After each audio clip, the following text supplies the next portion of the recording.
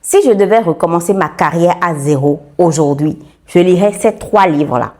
Et dans cet ordre très précis, ils ont complètement changé ma façon de voir le business, le pouvoir et mes propres limites. Et je suis convaincue qu'ils feront la même chose pour vous. Parce que la réussite, c'est d'abord une affaire de mindset. Vous pouvez avoir toutes les compétences techniques du monde. Si votre mentalité est bancale, vous allez échouer. Ces 3 livres vont recalibrer votre mindset en quelque sorte.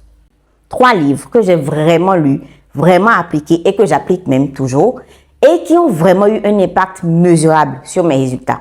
3 livres que je recommande très souvent à mes clients en coaching quand ils veulent passer au niveau supérieur. Le premier vous donne la base, la fondation, la raison pour laquelle vous faites ce que vous faites.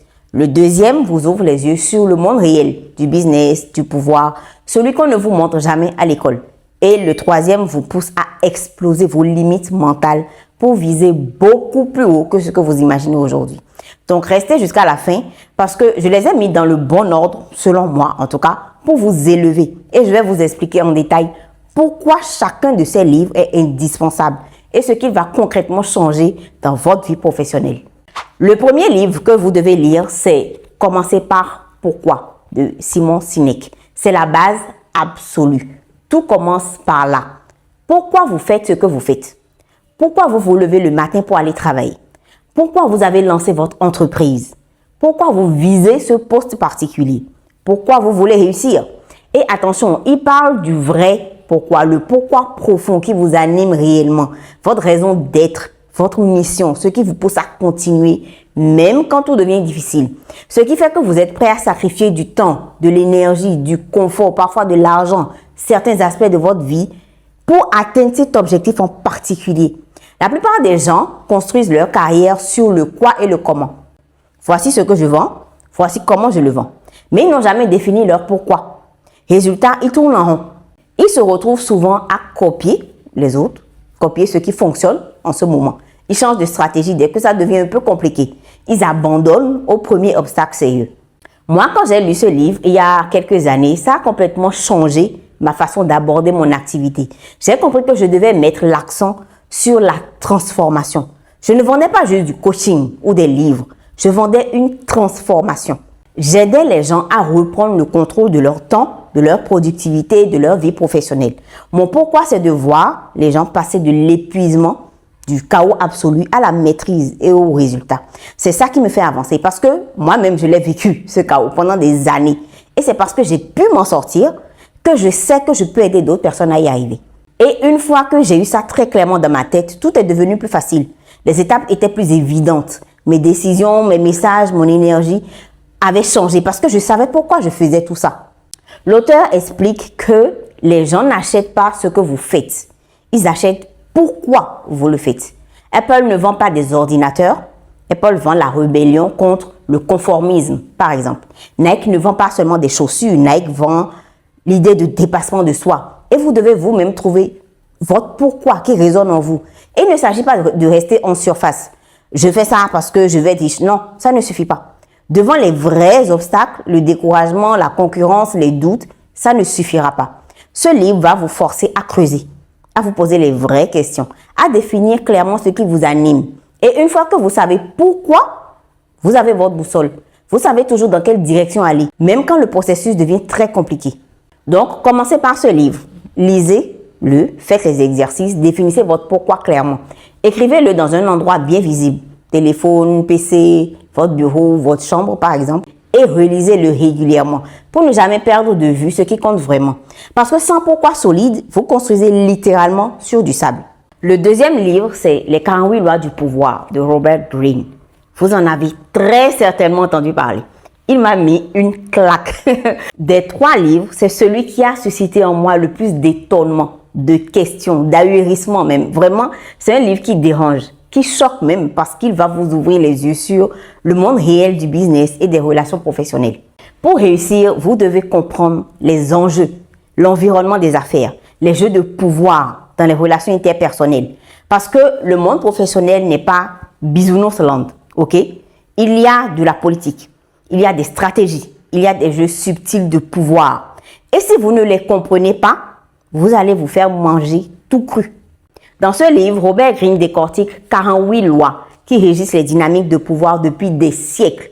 Et il remonte très très loin dans le passé pour étayer son propos. Comment attirer l'attention? Comment se protéger? Comment influencer les autres? Comment naviguer dans des environnements ultra compétitifs? C'est brutal, c'est direct, c'est parfois amoral, mais c'est la réalité de la vie. Savoir manipuler pour ne pas être manipulé. Utiliser les personnalités et les faiblesses des gens pour se faire une place au soleil. Et ce n'est pas forcément dans un sens mauvais ou négatif, non. La première loi du livre, par exemple, c'est ne surpasser jamais le maître. Et il dit, ceux qui sont au-dessus de vous doivent toujours se sentir largement supérieurs. Dans votre désir de leur plaire et de les impressionner, ne vous laissez pas entraîner à faire trop étalage de vos talents ou vous pourriez obtenir l'effet inverse, les déstabiliser en leur faisant de l'ombre. Faites en sorte que vos maîtres apparaissent plus brillants qu'ils ne le sont et vous atteindrez les sommets du pouvoir. Ça veut dire que si vous travaillez pour quelqu'un, vous devez briller sans éclipser votre patron. Sinon, il va se sentir menacé et vous saboter. C'est malsain? Peut-être, mais c'est vrai. J'ai vu des gens talentueux se faire éjecter de leur poste parce qu'ils avaient blessé l'ego de leur supérieur, le pire, sans même se rendre compte. Et il a donné lui aussi plusieurs exemples qui illustrent ce principe. Tout le livre est sur ce ton, les 48 lois du pouvoir. Tout est dans le titre, en fait, du livre. J'ai lu ce livre assez tôt, vraiment dans ma carrière. Et honnêtement, au début, j'étais moi-même un peu mal à l'aise, on va dire. Certaines choses m'ont choqué, certaines lois me semblaient manipulatrices. Certaines approches paraissent un peu froides. Par exemple, la 15e loi, c'est écraser complètement l'ennemi. Ça semble violent, dit comme ça, mais l'auteur explique que si vous laissez un adversaire en position de revenir vous nuire, il reviendra vous attaquer plus tard. S'il reste ne serait-ce qu'une braise faible, le feu reprendra. Donc, si vous devez affronter quelqu'un dans le business, faites-le proprement et complètement. Ne laissez pas de rancune ouverte qui vont vous poursuivre pendant des années. C'est la réalité de la vie, en fait, des enjeux et du pouvoir. En continuant la lecture, j'ai compris réellement que ce livre ne vous dit pas d'être une mauvaise personne. Il vous montre plutôt comment le jeu se joue vraiment, pour que vous puissiez vous-même vous protéger et avancer plus intelligemment. Ce livre m'a tellement aidé à comprendre pourquoi certaines de mes stratégies ne fonctionnaient pas, pourquoi certaines personnes résistaient à mes idées, pourquoi certains projets échouaient malgré leur qualité. Parce que je ne prenais pas en compte les dynamiques de pouvoir, les égos, les intérêts cachés, mais bien présents. Maintenant, je lis les situations différemment. Je comprends qui a quel intérêt, qui a quelle influence, quelles alliances peuvent exister ou sont au moins envisageables. Et le plus important, après cette lecture, clairement, c'est que je protège 1000 fois mieux mes positions aujourd'hui. Je sais quand m'effacer et quand m'imposer. Donc, comprendre les lois du pouvoir ne veut pas dire devenir un manipulateur sans éthique. Non, ça veut dire naviguer intelligemment dans un monde où ces dynamiques existent, que vous le vouliez ou non, en fait. Vous pouvez rester une personne intègre tout en comprenant comment le jeu se joue. En fait, vous devez comprendre pour ne pas vous faire écraser par ceux qui, eux, jouent consciemment. Prenez du recul sur certaines lois si elles heurtent vos valeurs, mais comprenez les mécanismes derrière. Observez autour de vous comment ces lois s'appliquent dans votre environnement professionnel et utilisez cette connaissance pour avancer tout en restant fidèle à vos principes. Tout simplement. Le troisième livre, c'est La magie de voir grand de David Schwartz. J'en ai déjà parlé, reparlé sur mes réseaux. C'est le livre à lire forcément en une vie, en fait. Et là, il arrive en dernier pour une raison précise. Une fois que vous avez votre pourquoi et que vous comprenez les enjeux du pouvoir, vous devez relever le niveau et être capable d'exploser vos limites. Ce livre est là pour ça. David Schwartz, l'auteur, il parle d'un principe assez simple mais qui est réel, même si on a un peu de mal à le concevoir. Vous êtes votre seule limite. C'est presque tout le livre en fait que je viens de vous résumer là en fait. Les limites que vous percevez dans votre vie ne viennent pas des circonstances ou de votre éducation, de votre passé, etc. Elles viennent de votre façon de penser. Et si vous changez votre façon de penser, vous pouvez atteindre des niveaux de succès que vous n'imaginiez même pas aujourd'hui. Le problème de la plupart des gens, c'est qu'ils pensent petit. Ils se fixent des objectifs trop raisonnables. Ils visent ce qui semble facilement atteignable. Ils s'auto-limitent eux-mêmes avant même d'essayer. Ils se disent que certaines choses sont peut-être pour les autres, pour les gens plus doués, plus chanceux, mieux placés, etc.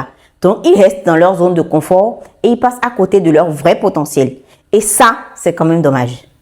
Quand vous visez des résultats corrects, mais pas exceptionnels, vous obtenez des résultats corrects, mais pas exceptionnels. Parce que votre niveau d'ambition détermine votre niveau d'action, qui lui-même déterminera votre niveau de résultat. C'est l'idée principale de ce livre. L'auteur dit très clairement que jouer petit ne demande pas moins d'efforts que jouer grand. Ça demande juste les mêmes efforts pour des résultats médiocres. Alors que penser grand change tout. Ça change votre énergie, ça change vos actions, ça change les gens que vous attirez, ça change les opportunités qui vont se présenter. Quand vous pensez grand, vous vous comportez différemment aussi. Vous prenez des décisions plus audacieuses. Vous acceptez des challenges qui sont plus importants. Vous vous entourez de gens plus ambitieux. Ça, c'est la théorie, mais le livre vous donne aussi des techniques concrètes pour développer cette mentalité-là. Comment gérer les excuses que vous allez vous donner? Comment transformer vos peurs en action? Comment créer une vision inspirante? Comment vous entourer de penseurs positifs?